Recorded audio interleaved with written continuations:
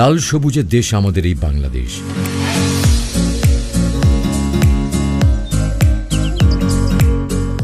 পাহাড়ি ঝর্ণা, সাগরের উত্তাল ঢেউ,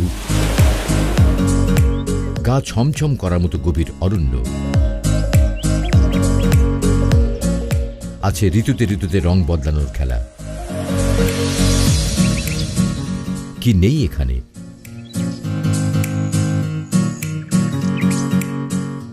বাংলাদেশের অন্যতম গুরুত্বপূর্ণ গাজীপুর জেলা।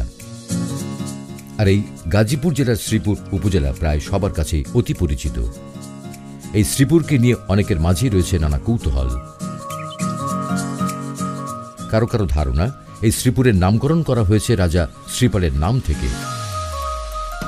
কেউ আবার কৃতিত্বটা দিতে চান প্রকৃতিকে, কারণ পরতে পরতে তার রয়েছে অফুরান শ্রী। এই শ্রীপুরে জন্ম নিয়েছেন অনেক বিখ্যাত ব্যক্তিরা, যাদের কৃতিত্বের কথা মানুষ সুনামের সাথে স্মরণ করবে যুগের পর যুগ। এমনই একজন ব্যক্তির জীবনী তুলে ধরব আজ।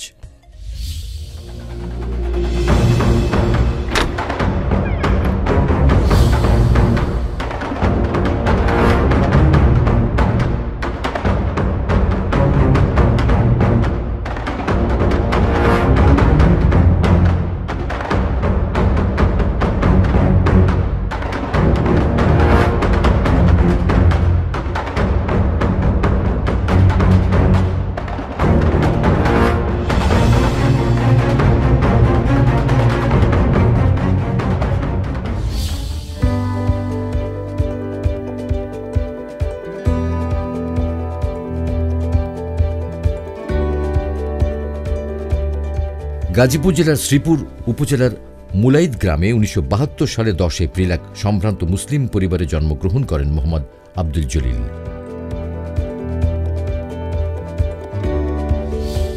তার বাবার নাম হাজী মোহাম্মদ মফিজউদ্দিন এবং মাতা মোসাম্মদ খুদেজা খাতুন।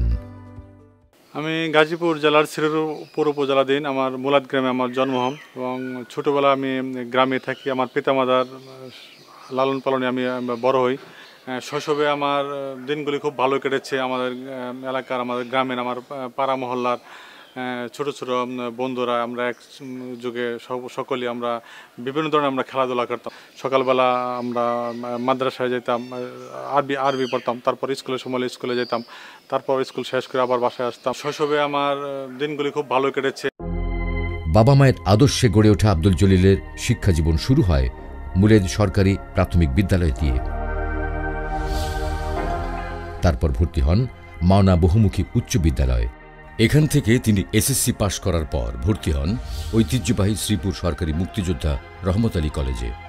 এখান থেকে তিনি কৃতিত্বের সাথে এইচএসসি ও বিএ পাশ করেন। আমি ছোটোবেলা আমার গ্রামে প্রাথমিক শিক্ষাটা আমার প্রাইমারি স্কুল মুলাইদ সরকারি প্রাথমিক বিদ্যালয়, এখানে আমি শেষ করেছি। পরবর্তী সময়ে যে মাওনা উচ্চ বিদ্যালয় রয়েছে আমাদের শ্রীপুরের মধ্যেই, এটা আমার বাড়ি থেকে প্রায় 5 কিলোমিটার দূরে অবস্থিত। সেখানে আমি আমার মাধ্যমিক শিক্ষা আমি সম্পন্ন করেছি। পরবর্তী সময়ে আমাদের শ্রীপুর মুক্তিযোদ্ধা রহমত আলী বিশ্ববিদ্যালয়, সরকারি বিশ্ববিদ্যালয় কলেজ রয়েছে, সেখানে আমি আমার কলেজ জীবন আমি শেষ করেছি। মনে রাখবা, রক্ত যখন দিয়েছি, রক্ত আরো দেব।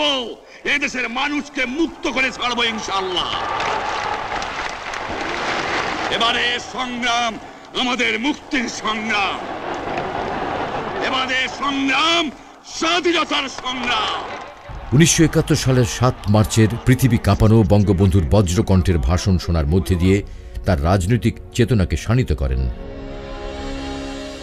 আর সে কারণে ১০ম শ্রেণীতে অধ্যয়নকালে ছাত্রলীগের স্কুল কমিটির সভাপতি হিসেবে শ্রীপুরের ঐতিহ্যবাহী মাওনা বহুমুখী উচ্চ বিদ্যালয় থেকে আব্দুল জলিলের রাজনৈতিক জীবন শুরু হয়।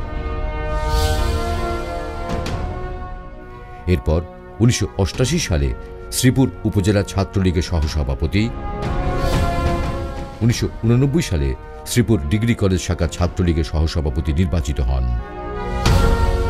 তারপর ১৯৯৬ সালে সভাপতি হন শ্রীপুর উপজেলা আওয়ামী স্বেচ্ছাসেবক লীগের। ১৯৯৮ সালে শ্রীপুর উপজেলা আওয়ামী লীগের প্রচার সম্পাদক, 2016 সালে শ্রীপুর উপজেলা আওয়ামী লীগের সহসভাপতি, 2017 সালে গাজীপুর জেলা আওয়ামী লীগের সদস্য হিসেবে নির্বাচিত হন। আজকে আমার এই পর্যন্ত আসতে আমাকে সবচেয়ে বেশি উৎসাহ দিয়েছেন আমার বাবা মা, আমার বন্ধু বান্ধব, আমার আত্মীয় স্বজন, আর বিশেষ করে আমার রাজনৈতিক দলের নেতাকর্মী সকলের উৎসাহ প্রেরণায় আজকে আমি এই পর্যন্ত উঠে এসেছি। তারা বিগত দিনে উৎসাহ দিয়েছেন, এখনও তাদের উৎসাহ আমার প্রতিও তাদের অব্যাহত রয়েছে। আমিও আশা রাখি আগামী দিনেও তাদের যে উৎসাহ উদ্দীপনা এটা আগামী দিনেও থাকবে এবং তাদের উৎসাহ উদ্দীপনা নিয়েও যাতে আমি আরও আমার কাঙ্ক্ষিত লক্ষ্যে যদি পৌঁছতে পারি। প্রতিহিংসা ছিল না, আমার প্রতিযোগী ছিল। আমার প্রতিযোগীদের সাথে আমি তাল মিলে তাদের সাথে সমন্বয় করে যাতে আমি একটু ভালো অবস্থানে আমি যেতে পারি, পৌঁছতে পারি, সেটাই আমার লক্ষ্য ছিল।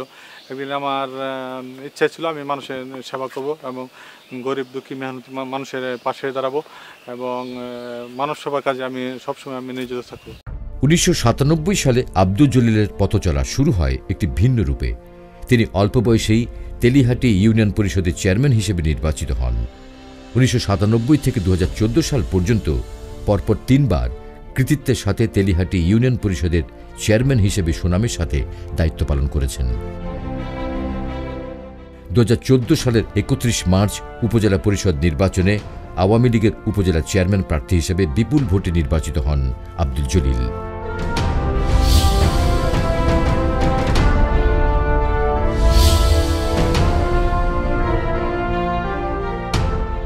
আমার রাজনৈতিক জীবনে এই পর্যন্ত আসতে আমরা যেমন সম্মানিত হয়েছি, সেরকম আমরা বিভিন্ন রকম প্রতিরোধের সম্মুখীন হয়েছি, বিভিন্ন সমস্যার সম্মুখীন হয়েছি। আর এইসব সমস্যার সমাধান করে আজকে এই লক্ষ্যে আমাদের পৌঁছা। আর বিশেষ করে বিএনপির আমলের যেসব অমানবিক যেসব নির্যাতন, বিভিন্ন সময়ে আমাদের উপর অতিরিক্ত হামলা, বিভিন্ন মিথ্যা মামলা, মিথ্যা হয়রানি, কারাবরণ সহ এসব রকম সমস্যার আমরা অনেক সম্মুখীন হয়েছি। আর বিশেষ করে জামাত শিবিরের একটা আমার আতঙ্ক ছিল।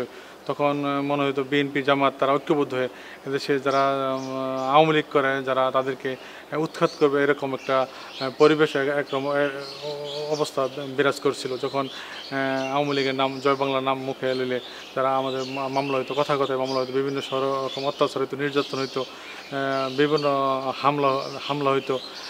এসব সমস্যার আমরা অনেক সম্মুখীন হয়েছি, যা বাসায় বলা যাবে না। আব্দুল জলিলের নিজ উদ্যোগে ও সরকারি ব্যবস্থাপনায় অনেক উন্নয়নমূলক কাজ করেছেন। তার মধ্যে স্কুল, কলেজ,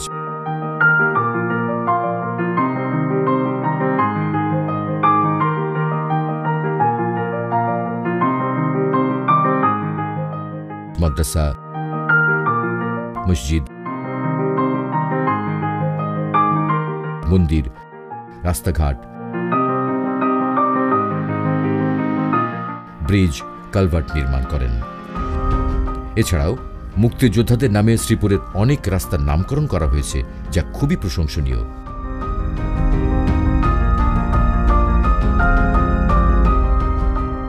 সব জায়গায় বিদ্যুতের ব্যবস্থা করা এবং বিদ্যুৎ চলে গেলে সৌর বিদ্যুৎ স্থাপন করা সহ উন্নয়নের ছায়া ছড়িয়ে দিয়েছেন পুরো শ্রীপুর উপজেলায়। আমার জীবনে ব্যর্থতা বলে কিছু নেই। আমি কোনো সময় কোনো কাজে নিরাশ হয় নাই, হতাশ হয় নাই। জনপ্রতিনিধি হিসেবে আমার সফলতা, সার্থকতা জনগণের উপর এটা নির্ভর। আর আমি সাধারণত জনপ্রতিনিধি হতে হলে একাধিক বা নির্বাচিত হওয়াটা খুব অত্যন্ত কঠিন কাজ আমি মনে করি। তারপর জনগণ আমাকে বিচার বিবেচনা করবে। জনগণের উপরেই আমার একটা আস্থা থাকবে, আমি নির্ভর থাকবো। তারা যা ভালো মনে করে আমি তাই মেনে নেব। এছাড়াও তার নিজ উদ্যোগ ও অর্থায়নে তার দাদার নামে গড়ে তুলেছেন এতিমখানা, যেখানে অনেক এতিম সন্তানরা বিনামূল্যে শিক্ষা, থাকা খাওয়া সহ নানান সুবিধা ভোগ করে থাকেন।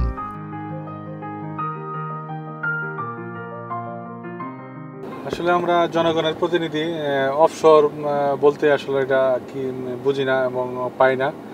সকালে ফজরের নামাজ পড়ে দিনের কার্যক্রম শুরু করি ভোরবেলা। লোকজন আসে, মানুষ আসে, তাদের বিভিন্ন কথা শুনি এবং সমস্যা শুনি। এগুলি শুনে চেষ্টা করি মানুষের সমাধান করার জন্য। বর্তমান যে অবস্থা আছি, মানুষের পাশে থেকে মানুষের সেবা করছি। ভবিষ্যতে আমার সঙ্গে আমি মানুষের সেবা করে যাব এবং মানুষের পাশে থাকব। মানুষের বিভিন্ন সময় মানুষের যতটুকু আমার সাধ্যের মধ্যে রয়েছে মানুষের উপকার করে যাব। অবসর বলতে আসলে থাকে না, যতটুকু অবসর থাকে পরিবারের সাথে চেষ্টা করি সময় দেওয়ার জন্য। আর পরিবারের সাথে সময় দেওয়ার সুযোগ হয় না। যতক্ষণ একটু বাসায় অবসর থাকি ততক্ষণ একটু পরিবারের যারা আছে তাদের সাথে একটু কথা বলি, তাদের সাথে একটু সময় দিই, একটু একটু সময় পেলে একটু বিশ্রাম নিই। জনগণ প্রতিনিধিত্ব হওয়ার সুযোগে মানুষের পাশে দাঁড়াতে পারছি। এখন আমরা বিগত দিনে দেশের অনেক মানুষের কষ্ট দুঃখ আমরা নিজের চোখে আমরা দেখেছি এবং অবলোকন করেছি।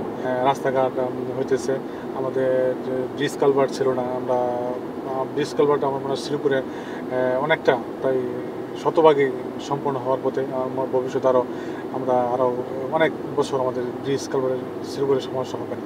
বিদ্যুতের কার্যক্রম এটা আমরা চলমান, এই সরকার একটা উন্নয়নমুখী সরকার।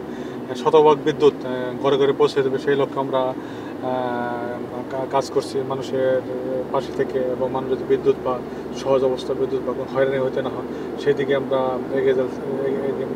এগিয়ে যাচ্ছি এবং আমরা কাজ করে যাচ্ছি। আমাদের যে শিক্ষা ব্যবস্থা আগে আমাদের খারাপ ছিল, এবং আমাদের শিক্ষা ব্যবস্থা অনেক উন্নয়ন হয়েছে। বিশেষ করে শ্রীপুরের মানসম্মত শিক্ষা ব্যবস্থা যাতে বৃদ্ধি করা যায় আমরা সেদিকে কাজ করে যাচ্ছি। এবং বিভিন্ন শিক্ষা প্রতিষ্ঠান রয়েছে, বিভিন্ন ধর্মীয় শিক্ষা প্রতিষ্ঠান রয়েছে, মসজিদ মন্দির রয়েছে, গির্জা রয়েছে। এগুলি যাতে মানুষ নিশ্চিন্তা যাতে অসাম্প্রদায়িক একটা বাংলাদেশ সকলে যাতে এগুলি নিয়ে যাতে আমরা একত্রে থেকে আমরা আমাদের লক্ষ্য, আমাদের সোনার বাংলা করার লক্ষ্য যে আমরা বুঝতে পারি সেভাবে আমরা কাজ করে যাচ্ছি।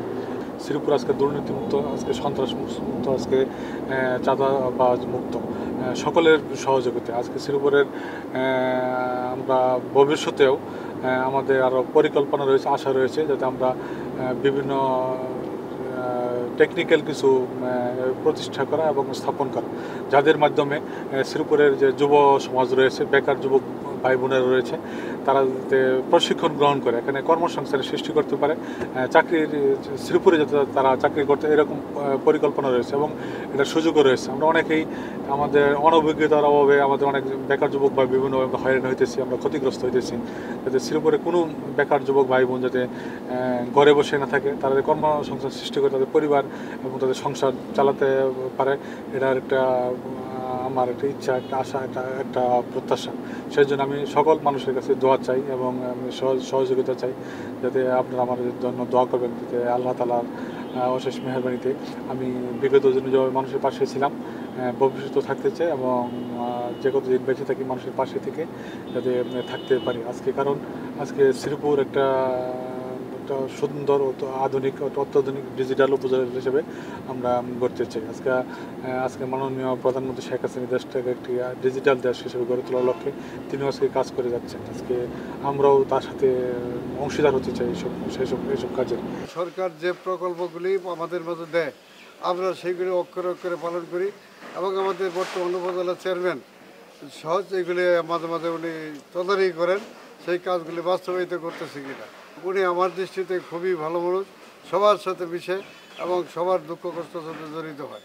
আমাদের উপজেলা চেয়ারম্যান সাহেব নির্বাচিত হওয়ার পর যে রাস্তাগুলি আমরা ইউনিয়ন পরিষদ 2 লক্ষ টাকার উপরে প্রকল্প করতে পারি না, 2 লক্ষের উপরে যে প্রকল্প 10 লক্ষ 8 লক্ষ এই ধরনের রাস্তা শত রাস্তা আলহাজ আব্দুল জলিল বিএ সাহেব বর্মি ইউনিয়নে করেছেন। এবং এখন বর্তমানে আমাদের বর্মি ইউনিয়নে আনাচে কানাচে যেখান দিয়ে ঢুকবেন ইটের রাস্তা পাবেন, কাঁচা কোনো রাস্তা পাবেন না। উপজেলা চেয়ারম্যান আলহাজ আব্দুল জলিল বিএ সাহেব বরাদ্দ দিয়ে এগুলি সমাপ্ত করেছেন। আব্দুল জলিল উপজেলা চেয়ারম্যান আগেও সে আপনার তেলিহাটি ইউনিয়ন পরিষদের সমন্বিত চেয়ারম্যান ছিলেন, 3বার নির্বাচিত চেয়ারম্যান। বর্তমানে উনি উপজেলা পরিষদের চেয়ারম্যান। উনি সুন্দর এবং ভালো একজন মানুষ, সৎ ন্যায়পরায়ণ মানুষ। তার কার্যক্রম অত্যন্ত সুন্দর। আগামী দিনে আমি আশা করি আরও সুন্দরভাবে কাজ পরিচালনা করবেন। ওনার প্রতি সবার সর্বসাধারণের একটা বিশাল গ্রহণযোগ্যতা রয়েছে। জেলা পরিষদের ইএনও মহোদয় রেহানা আক্তার, উনি একজন বিজ্ঞ নির্বাহী কর্মকর্তা। ওনার নেতৃত্বে আমাদের মাননীয় উপজেলা চেয়ারম্যান আব্দুল জলিল বিএ, উপজেলা পরিষদের সুযোগ্য চেয়ারম্যান, ওনাদের নেতৃত্বে উপজেলা পরিষদের মাধ্যমে আমরা ইউনিয়ন পরিষদের সকল কর্মকাণ্ড পরিচালনা করে আসছি এবং সুন্দরভাবে পরিচালিত হচ্ছে। উপজেলা চেয়ারম্যান আলহাজ জলিল বিএ অত্যন্ত আমার ইউনিয়নের দিকে যথেষ্ট নজর রেখেছে এবং সারা উপজেলার মধ্যে আমার ঠিক মনে আছে এখন থেকে 3 মাস আগে একটা টেন্ডারে আমাকে 64টা পাকা রাস্তা দিয়েছে, ব্রিক সলিং রাস্তা, যে রাস্তাগুলির দৈর্ঘ্য হইল 700 ফিট 400 ফিট, এই ধরনের 64টা রাস্তায় এক টেন্ডারে আমার ইউনিয়ন পরিষদের কাজ চলছে। আমাদের শ্রীপুর উপজেলার সুযোগ্য চেয়ারম্যান আলহাজ আব্দুল জলিল বিএ, উনি রাজস্ব থেকে আমাদের মাওনা ইউনিয়নের প্রচুর কাজ করেছেন। বিভিন্ন স্কুলের বাউন্ডারি, প্রাইমারি সরকারি প্রাথমিক বিদ্যালয় স্কুলের বাউন্ডারি, কমিউনিটি সেন্টারের বাউন্ডারি এবং এই মাওনা ইউনিয়নের প্রায় 80% রাস্তা আমরা রাজস্ব থেকে সহযোগিতা পেয়েছি। ছোটবেলা থেকেই আব্দুল জলিল গরিব দুঃখী মানুষের দুঃখ কষ্ট বুঝতে পারতেন, তাই তো তিনি বড় হয়ে তার প্রতিফলন ঘটান।